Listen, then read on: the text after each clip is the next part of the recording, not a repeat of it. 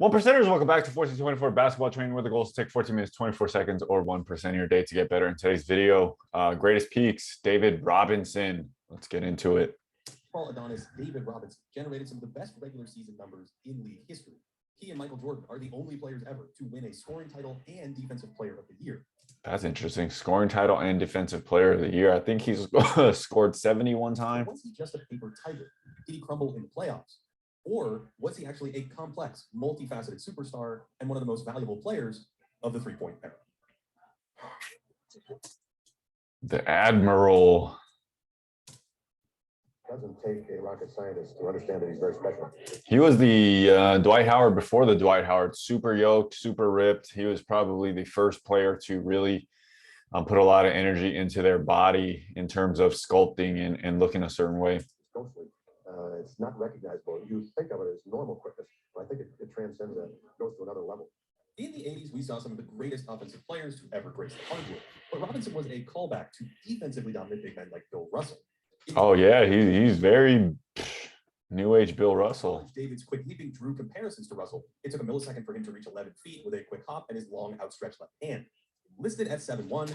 Being a left-handed center helps a lot because everybody's a right-hand finisher. So your left hand is naturally going to be closer to the opponent's right hand. Robinson was a good 2 or 3 inches taller than Russell, and his combination of size and jumping speed made him a devastating rim protector. NASA should have conducted lab testing on how quickly Robinson launched off the floor. All he required was a little knee bend to spring up off of 2 feet. And he was almost entirely a 2-footed jumper, often using a quick hop to organize his feet and then swat. Here's another look. There's the little hop to load up, and he's still on the floor when Wayman Tisdale nears his apex, and in less than 2 seconds. If you're doing that, it's more elastic, and it's easier to time and be balanced. Tenths of a second, Robinson arrives above the rim. It typically took Robinson about 6 or 7 tenths of a second from the time he started his gather to meet the ball above the hoop. For comparison, this crazy Michael Jordan block took over 8 tenths from his windup, and when Robinson went directly...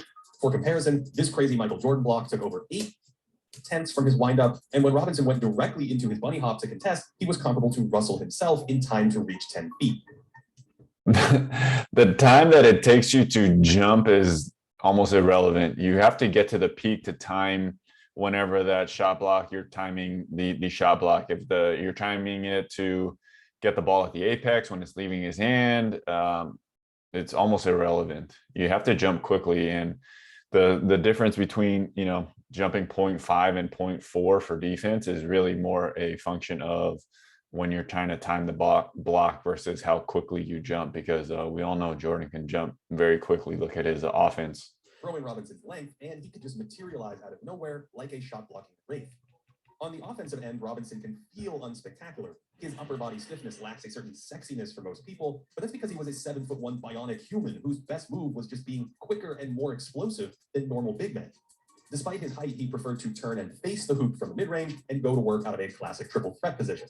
His first step was overwhelming for most opponents, and he was strong enough to power around slight contact like this. Even though it's only one hard dribble, he was a boatload approaching the basket with a short runway. This face, jab, and go game was too fast for many fives. This is what I'm talking about with one-on-one stuff. Elite players, like, why would you bang somebody if you can just jab and go right around them, especially if you're catching it from the post? There's absolutely no need. So when I talk about dribbling as a crutch, there's not very many moves you need when you reach a certain level and have certain advantages all the time. It just doesn't make sense. Of the 1990s, so I wouldn't knock him for this because it led to a parade to the free throw line. It doesn't matter. Right around Jordan's during their best playoff. Hold on, three-year playoff free throw, 3-year playoff free throw rates. Stretches. This. Where is he? Despite David having the ball less than MJ and not receiving deliberate fouls like Shaq and Dwight Howard. As you can see from that list, it's hard for big men to create signature shots when marching to the free throw line constantly. But as a 75% free throw shooter, this was incredibly effective offense. He even threw in his own mini Euro step where he'd swing back the other way if he felt his first step cut off. They didn't call this pivot foot travel as much back then, even though they were stricter in forcing 2 steps. In a sense, his physical gifts made Robinson the 90s version of Giannis Antetokounmpo, except instead of attacking from around the three-point line. This is exactly what I want Giannis to do. Robinson set up shop near the elbows and relied on a quick first step. Unlike Giannis, the Admiral blended his rim attacks with an effective face-up jumper. He could fake a drive with that jab step to create space, then fire a clean look. In the data we have access to at the end of the 90s, Robinson hit 43 to 44% of his mid-range twos, landing him somewhere between the 60th and 75th percentile among volume mid-range shooters this century. And he could even drain those off a dribble, although he appeared less comfortable moving into his shots like this. His outside shot then allowed him to sell up fakes and beeline to the rim, and that resulted in more layups or trips back to the free throw line. Back in those days, he was occasionally criticized for playing like this, seen merely as a jump shooter who lacked the traditional back-to-the-basket game to dominate like a classic big. But remember, back-to-the-basket offense isn't incredibly effective unto itself. Kareem was basically the only big man to spearhead great offenses for the first 35 or 40 years of the shot clock, and he did so next to a lead. I totally forgot about David Robinson. He's before his time, and now that I think about it, when I talk about certain players break molds, a lot of Joel Embiid. I see a lot of Joel Embiid. I see a lot of Giannis that turn and face. If you have a reliable jumper, why not use it? Turn and face. It's so easy. And then when they pump fake, when they bite on the pump fake, you just one dribble and blow right past them. It's a simple game, man. Robinson did have a solid low post game too. His physical advantages allowed him to power into certain opponents, and once again, that pressure led to quality looks at the rim or more free throws. And you got to keep in mind, big men, they get fouled on every play. The game is refereed very, very differently for every single player. If you're the biggest dude, you get fouled on every single play, but they're not going to call it. Slap a guard for reaching, they're gonna, you're gonna get a foul call. Also had a nice little fadeaway to his left shoulder, and he could flow into this quickly, and his size and high release often generated a really clean look. By 1995, like this is no chance. That's Sean Kemp. He's what, a Hall of Famer or perennial All-Star. Just turn, fade, and Sean Kemp doesn't even get off the floor, and Sean Kemp can jump. That's just precision. Look, by 1995, this shot was fairly polished, and he used it quite a bit against smaller defenders who gave him problems. It's too easy. That's Karl Malone. Oh my God! Like if he had just worked on this, if offense got the attention that it does now, right? Smaller defenders who gave him so easy. Like Karl Malone. Malone's bodybuilding strength and quick feet prevented Robinson from blasting by him, and he can hold deep positions. So there's no point for a taller guy to drive past and try to use strength, because the lower, stronger guy is going to have leverage. So here he gets him on the pump fake. He should have just did one dribble step back. But here he goes, and he's not as strong as Karl Malone when he gets down there. And he can hold deep position against David and disrupt his setups despite giving up 4 inches or so. Agility and hold deep position. So where does Karl Malone smack the ball, right? Understanding that if he exposes it right there, smack. 4 inches or so. Okay, so the newer players, or if you're right-handed, when I talk about bringing it up high and going to like a fadeaway, if you swing the ball and bring it around here, it's going to get smacked from a smart offensive player or a very smart defensive player. When you bring it around, it's got to come here. The ball's got to come high to that high position 3, like Luka. Setups despite giving up 4 inches or so. Agility and strength were an antidote to Robinson's first step, and once a drive was walled up, he could target the ball with that patented slapdown move. And in today's jargon, he would be an Admiral stopper. Up, he could target see, so right here, ball with that patented slapdown he goes. Antidote to Robinson's. When I said he should have went one dribble step back, right here he goes one dribble into him. Okay, and there's no step back here. This is just there's no separation on that step. In today's jargon, he would be an Admiral stopper. In general, bigs who were fairly strong and could move their feet well slowed Robinson down by taking away the quickness advantage he held over so many traditional centers of the 90s.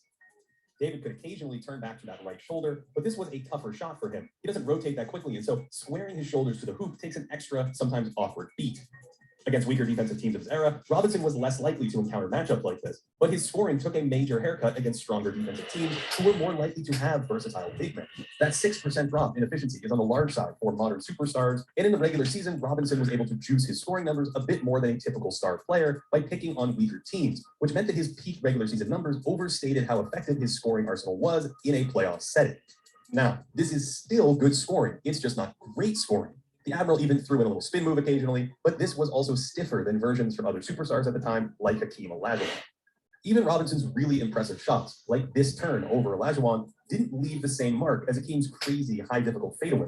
And this aesthetic gap helped create the impression that Olajuwon dominated Robinson. Look at the difference in how they get into the shot. This turn over Olajuwon, the Admiral even threw in a little spin move occasionally, but this was also stiffer than versions from other superstars at the time, like Hakeem Olajuwon.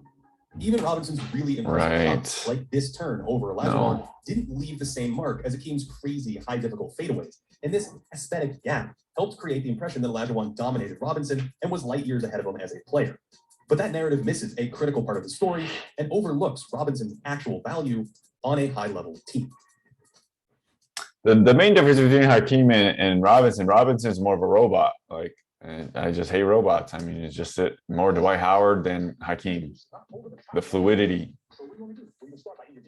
footwork. After a number of near wins, Robinson finally grabbed an MVP trophy in 1995 and led the Spurs to the Western Finals, where he ran into a buzzsaw.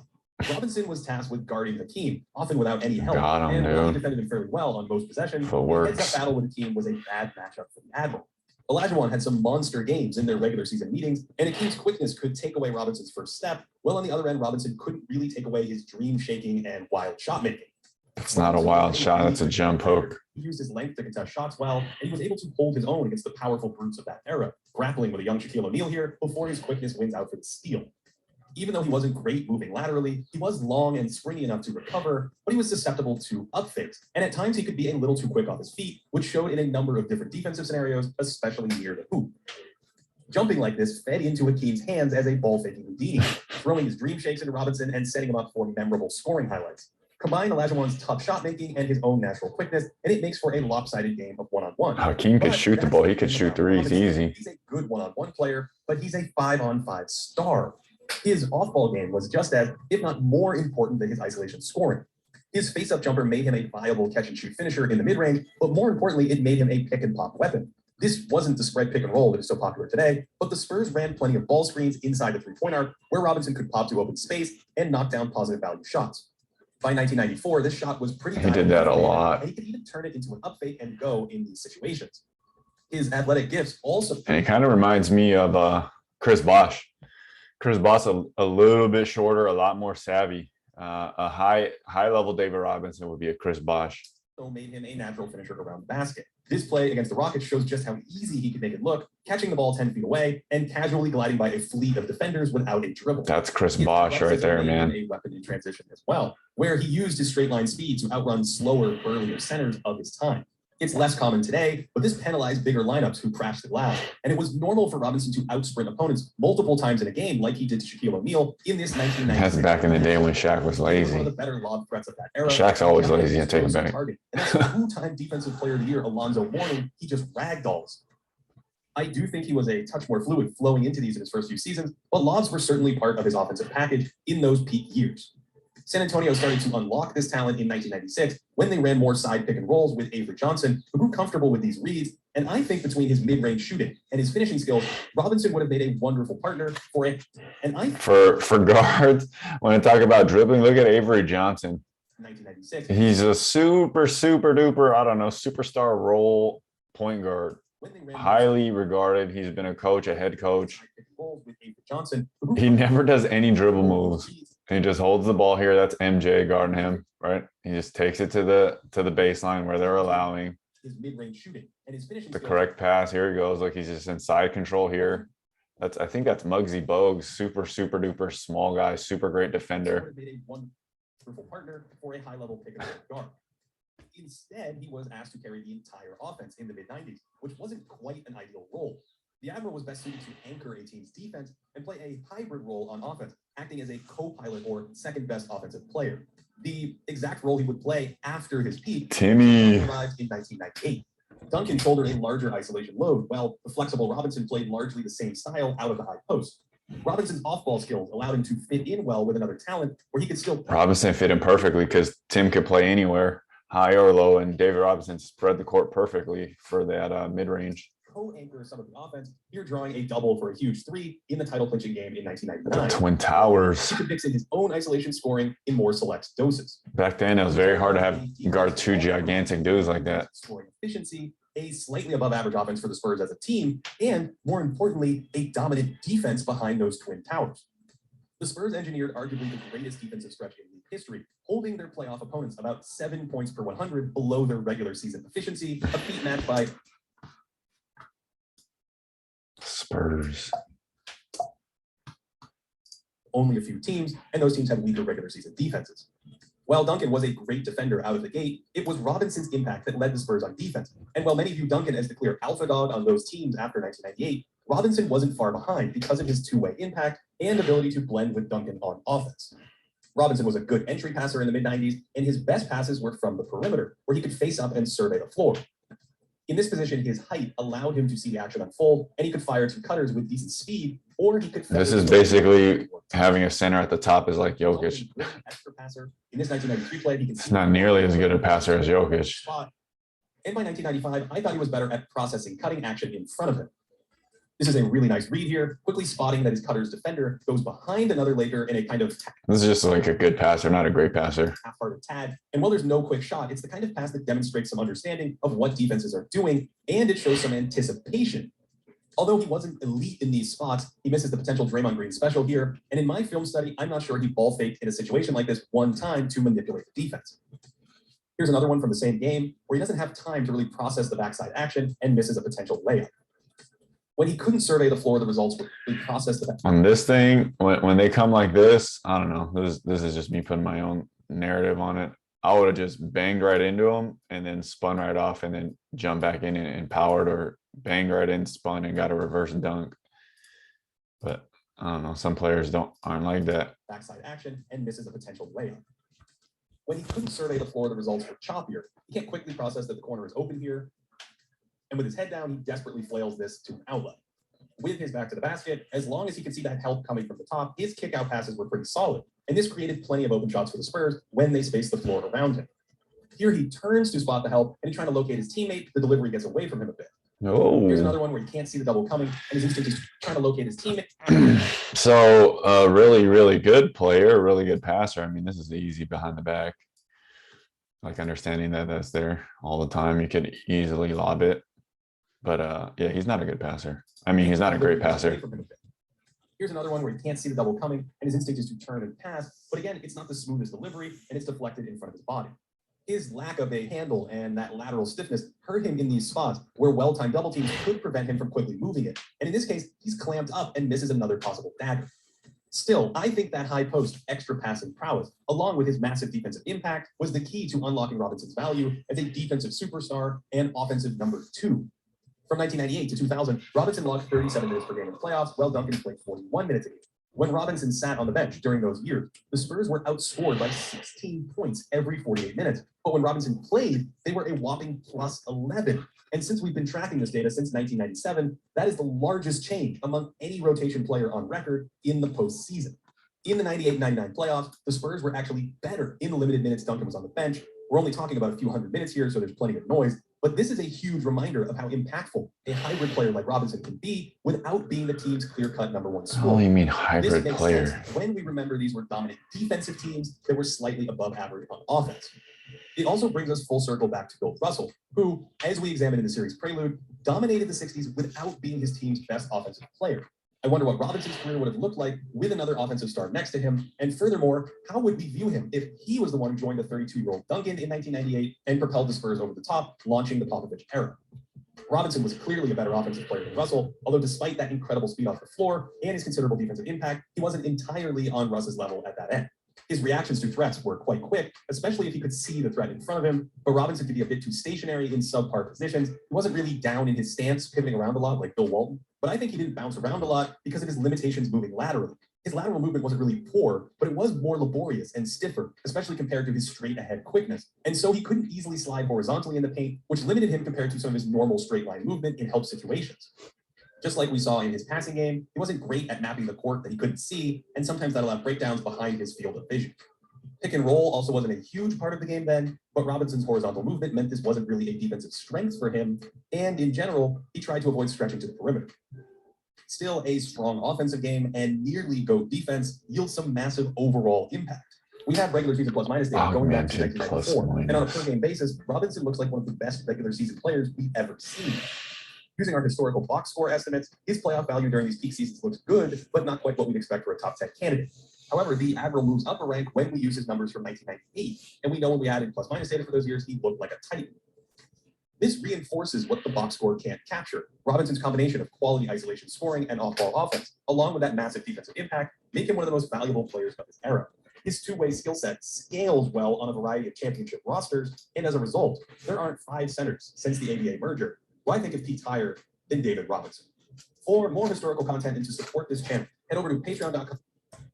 Higher 90th in scoring, 33rd efficiency, creation, spacing, passer rating, offensive load. Dude, I mean, these things are so hard to remember and so hard to track in terms of like who's above this 34. Like, who are they comparing it against? I mean, it's very hard in just like looking at it from the numbers. Ideal for 1B offensive role, strong off ball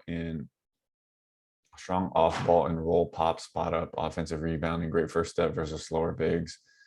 He was basically faster than every big. Solid back to the basket game. Yeah, solid, not great. Good passer when surveying the floor, weaker back to the basket and receiving double. All-time quickness off the floor. Elite rim protection, great straight line help. Excellent mediocre moving laterally on perimeter. Yeah, he was a little bit stiff. Good, not great awareness of threats. I mean, what I already forget what this is. The greatest peaks. Like he was really good. He scored 70 points. He's like, I think one of the NBA top 50 players. What can you say? He's like Giannis. More Chris Bosh is a smaller, more offensively polished version of David Robinson.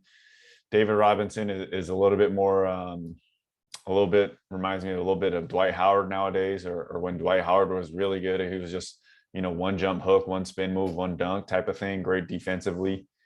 Dwight Howard was or is more lateral, better laterally, but now he's really stiff now.